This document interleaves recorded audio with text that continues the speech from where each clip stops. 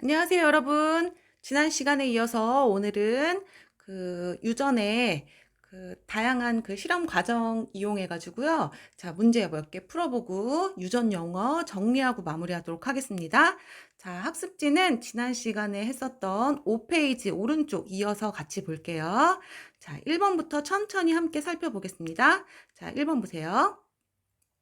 자, 생물이 지니고 있는 여러 가지 특성을 우리가 어떠한 생물체가 나타내는 외적인 거나 여러 가지 특성이 있잖아요. 완두의 경우에 모양을 가지고 비교했을 경우에 둥근 모양의 완두도 있고 주름진 모양의 완두도 있다. 또 완두의 색을 가지고 아마 이제 비교를 해봤을 때는 완두는 초록색, 녹색인 완두도 있고 황색, 노란색인 완두도 있다. 이렇게 어떠한 생물이 지니고 있는 여러 가지 특성을 우리가 형질이라는 단어를 얘기해요. 형질이라고 합니다. 형질 써주세요. 자, 이렇게 형질이라고 부르고 부모의 형질이 부모가 가지고 있는 여러 가지 특성이 자녀에게 전달되는 현상을 그렇죠. 유전이라고 해요. 유전. 그래서 지금 우리는 유전의 현상에 대해서 알아보고 있는데요. 기본적인 몇 가지 규칙에 의해서 유전이 이루어지는구나 라고 하는 것을 지금 배우고 있습니다. 자, 형질, 유전 이렇게 적어주세요. 자, 그 다음 이어서 2번. 자, C의 색깔이 노란색이거나 초록색인 것처럼 한 가지 형질, 색이면 색, 이렇게 한 가지 형질에서 이렇게 뚜렷하게 구분되는 이런 변이를 뭐라고 하냐면, 그렇죠. 대립되는 형질이라 해서 대립형질이라고 합니다. 대립형질. 완두를 예를 들자면 완두의 색에서는 노란색과 초록색이 서로 대립형질.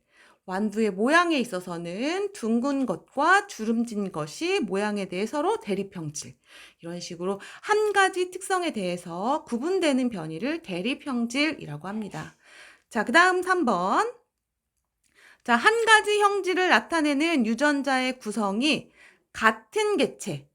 그러니까 만약에 둥근 모양을 나타내는데 둥근 모양을 가지고 있는 유전자를 살펴볼 때는 두 가지가 가능하거든요. 자, 둥근 것은 우리가 그 알파벳 R로 표시할게요. 모양은. 그래서 자, 우리가 어제 배웠을 때 유전자형을 쓸 때 대문자로 유전자형을 표시하는 경우도 있고 소문자로 표시하는 경우도 있었어요. 이때 이 알파벳 기호는 우리가 임의대로 정하는 거지만 자, 대문자로 표시하는 것은 이제 두 형질 중에서 우성인 형질의 유전자형을 우리가 주로 대문자로 써요. 그리고 자, 한 가지 특성에 대해서 서로 대립되는 형질 중에 열성인 것의 유전자는 이렇게 같은 알파벳이라도 소문자로 주로 씁니다. 그래서 둘이 섞여 있는 잡종의 경우에는 대문자를 항상 먼저 앞에다가 쓰면 돼요. 자, 그러면 이렇게 한 가지 형질을 나타내는 유전자의 구성이 같다. 그래서 만약에 둥근 형질을 나타내는데 이렇게 같은 유전자로 구성되어 있다. 자, 둥근 것은 이렇게 라지알로 이렇게 표현되는 애도 둥근 표현형이 나타내지만 얘는 우성인 형질이기 때문에 만약 이렇게 유전자가 둥근 것과 주름진 것이 섞여 있더라도 겉으로 드러나는 모양은 둥근 모양이 나타날 거거든요. 그런데 이렇게 같은 유전자 구성으로 구성되어 있는 개체를 우리가 순종이라고 합니다. 같은 형태를 나타내긴 하더라도 유전자 구성이 같은 걸로 이루어진 한 쌍의 유전자가 같은 걸로 구성되어 있을 때 우리가 순종. 그리고 반대로 자, 같은 형질을 나타내긴 하지만 유전자의 구성이 자, 같은 유전자가 아니라 이렇게 자, 다른 유전자로 구성되어 있지만 자, 이렇게 표현형은 같은 경우가 나타날 수 있거든요. 우성인 형질의 경우엔 이렇게 유전자 구성이 다른 개체의 경우에는 우리가 잡종이라고 얘기합니다. 그래서 둥근 완두의 유전자형은 이렇게 두 가지가 가능할 수 있고요. 이때 그 유전자 구성이 같은 동일한 것으로 이루어져 있는 개체는 순종. 그 다음에 같은 둥근 완두지만 이렇게 유전자가 서로 다른 구성으로 이루어져 있는 경우는 우리가 잡종이라고 합니다. 순종과 잡종 이제 어느 정도 이해가 되죠? 자, 그 다음 이어서 4번 볼게요. 다음 중 완두가 유전 실험 재료로 사용하기에 알맞은 까닭을 모두 고르세요 했어요. 그 유전 실험으로 재료로 사용하려면요. 일단 한 세대의 길이가 짧아야 좋아요. 그죠? 왜냐면 실험을 해서 자손의 숫자를 계속 얻어서 이것을 비교해 보고 그 결과를 얻어서 통계를 내어 보고 해서 이렇게 비교를 할 수 있어야 되기 때문에 한 세대의 길이가 짧아야 좋다. 또 자손의 수는 이렇게 다양한 자손을 얻어서 그중에서 믿을 수 있을 만한 통계로 활용하려면 자손의 수가 하나 둘이어서는 안 되겠죠. 자손의 수가 몇백 개씩 이렇게 많이 나와가지고 통계에 활용할 수 있어야 되겠다.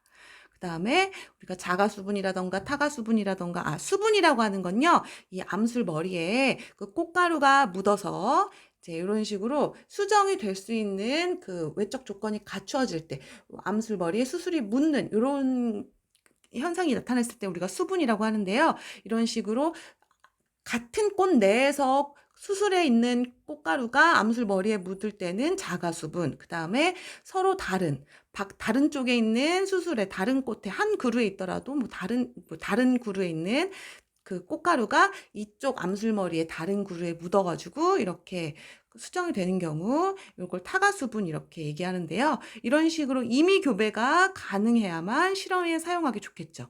또 대립형질이 뚜렷하게 구분되어야지 이렇게 유전의 형질이 정확하게 구분되지 않는 이렇게 대립형질 뚜렷하지 않은 경우에 실험에 적합하지 않아요. 그렇다면 이런 것을 토대로 했을 때 완두가 유전 실험 재료로 사용하기 알맞은 까닭 모두 골라볼게요. 일단 기르기 쉬워야겠죠. 실험을 계속 반복해서 하려면 기르기가 쉬워야 돼요. 맞아요. 자, 하지만 한 세대가 이렇게 길게 되면 자손을 얻을 때까지 시간이 너무 많이 걸리기 때문에 실험으로 사용하기엔 알맞지 않겠죠. 자, 또한 디귿처럼 자손의 숫자가 많아야 우리가 통계 활용해서 믿을 수 있는 수치를 얻을 수가 있겠죠. 자손의 수는 많아야 좋다. 그리고 대립형질이 뚜렷하지 않으면 이게 어떻게 유전이 일어나는 건지 정확히 알아보기가 어려워요. 대립형질은 간단하고 그리고 아주 뚜렷하게 구별될수록 좋다. 그래서 알맞은 까닭은 기역과 디귿. 여기선 두 가지가 되겠네요. 자, 정리해 두세요. 자, 그 다음 이어서 5번. 다음은 멘델이 수행한 실험 중 씨의 색깔이 노란색인 순종 완두와 초록색인 순종 완두를 교배하여 자손을 얻는 실험 방법과 결과를 나타낸 것이다. 설명한 것이다. 자, 알맞은 말을 쓰세요 했어요. 자, 순종인 완두를 교배해서 자손을 얻는 방법이래요. 순종인 완두는요. 자, 이렇게 두 완두꽃 중에서 한쪽에 수술을 제거해요. 수술 꽃가루를 제거하고, 자, 그다음에 이 꽃의 암술에다가 자, 다른 완두꽃의 꽃가루를 옮겨와서 자, 이렇게 묻히는 것을 우리가 수분이라고 하거든요. 수분이라고도 하고 우리말로는 다른 말로 꽃가루 바지라고도 해요. 두 개 모두 써볼까요? 같은 의미로 쓰긴 하는데요. 수분이란 말이 좀 더 많이 나오긴 하는데요. 같은 의미예요. 자, 이렇게 꽃가루를 옮겨서 묻게 하면 이게 수분이에요. 자, 이 결과, 이 수분이 이루어지고 나면요. 그 꽃가루에서 화분 관액이라고 하는 것이 암술 머리를 이렇게 뚫어요. 뚫어서 이제 그 안쪽에 있는 생식세포 핵이 내려가서 이제 결합을 해서 새로운 종자를 만들 수 있는 과정이 일어나는데요. 일단 이 꽃가루가 암술머리에 묻는 과정이 수분. 그 이후에 이제 꽃가루 안쪽에 있는 생식세포가 내려가서 그 밑씨 안쪽에 핵과 결합하는 이러한 과정을 수정이라고 하거든요. 그래서 이때 수분을 하고 그 결과 자손 일대에서 노란색만 얻었다. 노란색. 자, 이렇게. 자, 완두 씨만 얻었다. 자, 이렇게 노란색인 순종과 초록색인 순종 완두를 교배해서 잡종 1대에서는 이렇게 노란색만 100% 나와요. 이때 이 노란색에 해당하는 형질이 유전자는 섞였지만 형질은 100%한 가지 형질만 나올 때 이때 나타나는 형질은 우리가 유전자형은 잡종이고요. 이 형질을 우리가 우성이다라고 얘기하는 것이죠. 그죠? 우성. 그래서 이렇게 우성과 열성이 존재한다는 게 우열의 법칙이었어요. 자, 이게 우열의 법칙을 실험으로 나타낸 이야기가 되겠네요. 자, 순종끼리 교배해서 잡종 1대에서 우성의 형질만 100% 나온 것. 자, 그 다음에 넘어가서 6번 볼게요. 자, 다음 중 유전에 대한 설명으로 옳지 않은 것, 틀린 것을 고르래요. 옳지 않은 것을 모두 골라봅시다.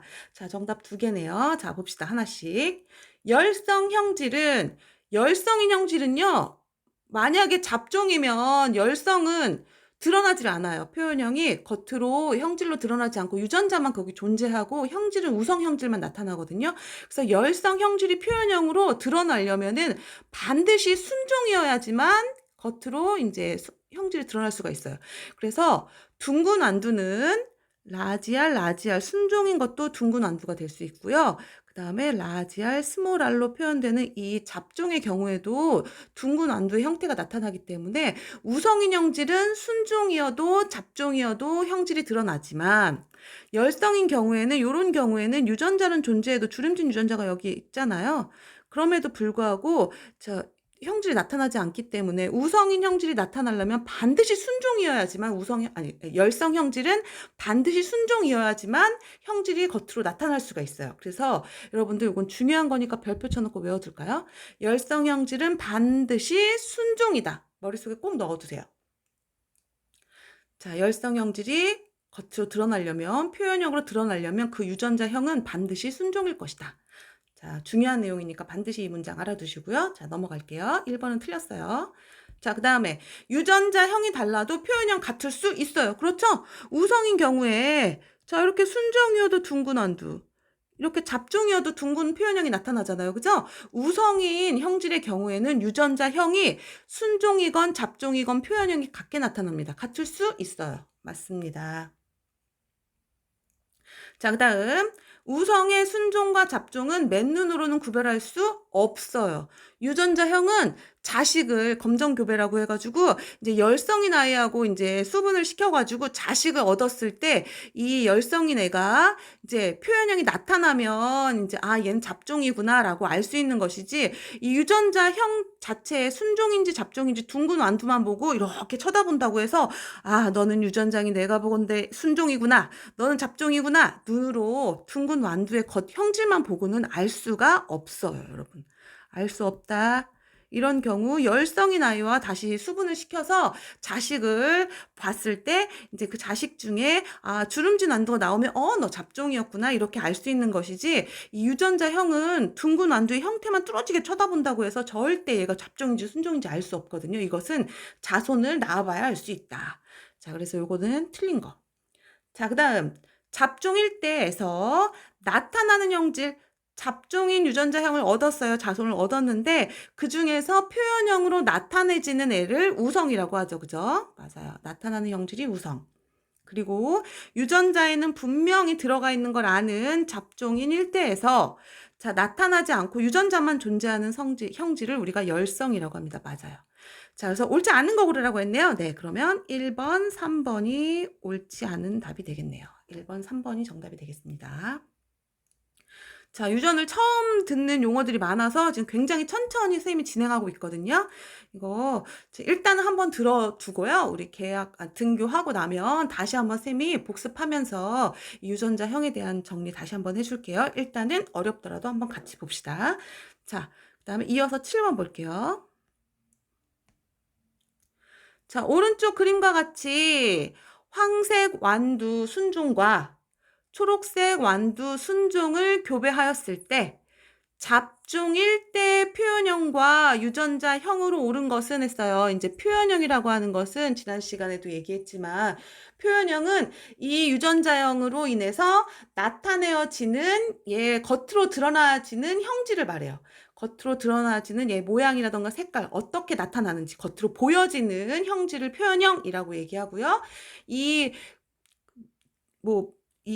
그 완두가 갖고 있는 유전자를 우리가 알파벳이나 기호로 이제 예측해서 어떠한 유전자를 가지고 있을지를 유전자를 알파벳 기호로 나타낸 것을 유전자형이라고 하는데요. 지금 그래서 황색이라고 하는 건 표현형이 되겠죠. 황색, 녹색, 이것은 이 완두가 갖는 표현형이 되겠고요.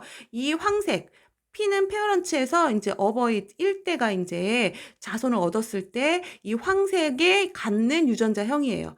자, 색은 이제 옐로우가 노란색이니까 노란색 옐로우를 나타내는 이제 Y라고 하는 알파벳을 이용해서 이제 색을 이제 유전자형을 쓸 때 이제 알파벳 기호 Y로 지금 나타내고 있는데요. 대문자 Y로 나타낸 것이 우성인 형질이에요. 그래서 여러분들이 기본적인 유전자형을 나타내는 그 원리만 안다면 황색이 대문자로 표시된 걸로 봐서 이게 우성이겠구나라고 우리가 예측할 수 있겠죠. 그죠? 그리고 녹색인데 얘는 유전자형을 기호로 소문자로 쓴 걸 보니까 얘는 대립형질이긴 한데 얘가 아마 열성이겠구나 이렇게 미루어 짐작할 수 있을 거예요.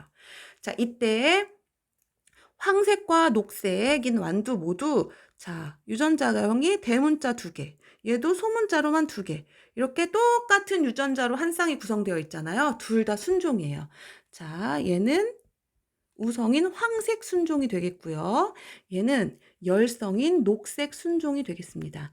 유전자형은 둘 다 순종이고요. 표현형은 라지 Y로 구성된 아이가 황색을 나타내는 우성 형질이 되겠고요. 스몰 Y로만 구성된 얘는 열성 형질인 녹색 완두가 됩니다. 자, 그러면 얘네들이 이제 순종의 경우에는 생식세포가 한 종류만 나올 거예요. 이렇게 감수 분열한다고 생각하고 생식세포가 이제 한 쌍의 유전자가 하나씩 나누어서 자손에게 들어간다고 생각하면 황색 완두로부터 라지 Y 생식세포를 받을 거고요. 녹색인 어버이로부터 스몰 Y의 유전자를 하나 받을 거예요. 그러면 잡종 1대, F1이라고 표시한 게 잡종 1대예요. 잡종 써볼게요. 여러분도 써주세요. 자, 순종인 대립형질을 가지고 있는 형질이 다른 두 어버이, 순종 어버이로부터 얻은 잡종 1대의 유전자형은 라지 Y, 스몰 Y 이렇게 잡종인 유전자형을 가질 거고요. 자, 이때 이렇게 잡종인 유전자형을 가지면 우성의 형질만 나타난다고 했잖아요. 100%. 이게 우열의 법칙이었죠. 멘델이 밝혀낸. 그래서 얘는 100% 황색 완두만 나타낼 겁니다. 이때 유전자형은 전부 100% 잡종일 거고요. 자, 그러면은 정답을 찾아볼게요. 자, 표현형은 황색, 유전자형은 라지 Y, 스몰 Y에 이렇게 잡종인 유전자형을 가질 것이다. 자, 2번의 정답 나와 있네요. 그죠? 자, 이렇게 지난 시간에 우리가 배워봤던 멘델의 우열 법칙과 관련된 문제들을 몇 개 풀어봤어요, 여러분. 자, 여기서 여러분들 다양한 문제들 나와서 조금 어지러울 수 있지만 다시 한번 정리해보자면 어떠한 완두의 겉으로 드러나지는 형질을 우리가 표현형이라고 하고요. 그 표현형을 나타내게 하기 위한 한 쌍의 유전자 구성을 우리가 알파벳 기호로 표시할 수 있는데요. 이때 같은 알파벳, 같은 형질에 대한 대립형질은 같은 알파벳 종류로 나타내는데요. 한 쌍으로 나타낼 때 대문자로 표시하는 것이 우성인 유전자 기호가 되겠고요. 그 다음에 같은 알파벳인데 소문자로 나타내어지는 것이 열성인 유전자의 기호가 되겠어요. 그래서 우리가 이러한 유전자형의 기호만 보고도 이게 우성인지 열성인지 알 수 있고요. 그 다음에 유전자 구성을 봤을 때 동일한 대문자끼리 구성됐다 순종, 소문자끼리 구성됐다 순종, 같은 알파벳으로 구성되어 있으면 한 쌍이 같은 종류의 알파벳으로 구성되어 있으면 순종, 그 다음에 이렇게 대문자, 소문자가 섞여가지고 이렇게 다른 유전자가 한 쌍을 이루고 있으면 잡종이라고 얘기할 수 있겠고요. 자, 우성의 경우에는 순종이건 잡종이건 표현형이 다 이렇게 우성 형질을 가질 수 있지만 열성의 경우에는 섞여 있을 경우에 항상 우성의 표현형만 겉으로 드러나기 때문에 열성은 표현형이 겉으로 드러나려면은 반드시 순종인 유전자형을 가져야만 표현형이 나타날 수 있다. 요게 굉장히 중요해요. 그래서 이렇게 순종인 대립형질, 우성과 열성의 순종인 부모를 교배해서 얻는 잡종 1대에서 100% 우성 형질의 잡종인 자손이 100% 나타난다.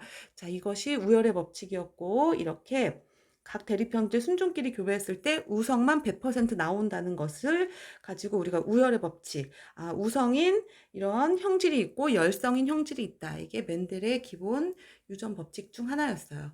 자, 그러면은 다음 시간에는요, 여러분 이 유전 용어들 다시 한번 다음 시간에 정리할 거예요. 이 용어를 모르면은 계속 문제 나올 때마다 어려움을 겪어서요. 유전 용어 6페이지에 쌤 표로 정리해 놓은 게 있거든요. 그 표 같이 한번 다음 시간에 정리해 볼 거고요. 자, 그거 다 꼭 외워 놓으시고 그다음 다음 시간에는 이제 분리의 법칙이라고 해 가지고요. 잡종 1대를 자가분 시켰을 때 어떠한 자손들이 어떠한 유전자형과 표현형을 가지면서 나타나는지 배워보도록 하겠습니다. 자, 오늘은 짧지만 여기서 마치도록 할게요. 자, 다음 시간에 분리의 법칙으로 만나도록 할게요. 이상입니다.